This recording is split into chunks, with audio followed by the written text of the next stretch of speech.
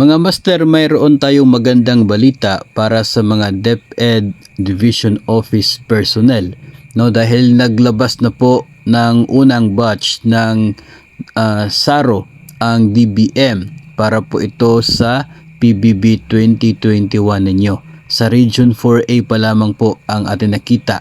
Ito pong divisions of Cavite, San Pablo City, Rizal, Quezon City, Cavite City, Lucena City, Division of Calamba City, Cabuyao City, Lipa City, Tayabas City, Binyan City, Laguna, Batangas City, Imo City, Division of Batangas.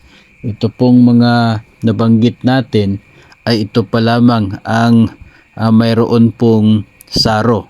May isa pa pong grupo pala na nabigyan no ng SARO ni DBM at maging ng notice of cash allocation na rin.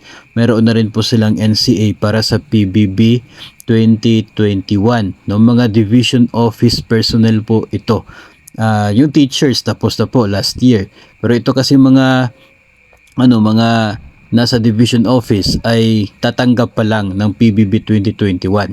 Maging ang nasa division of Imo City, Batangas, Bacoor City, General Trias Cavite, Tanawan City, Antipolo City, Dasmariñas City at ang Division of Santa Rosa City.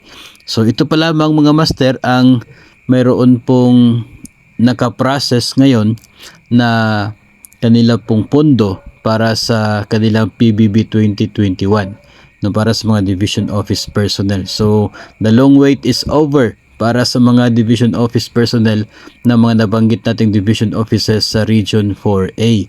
So siguro mga master ay hindi naman po masama na aasa tayo na yung mga division office personnel naman ng ibang rehiyon ay susunod na rin sa susunod na linggo.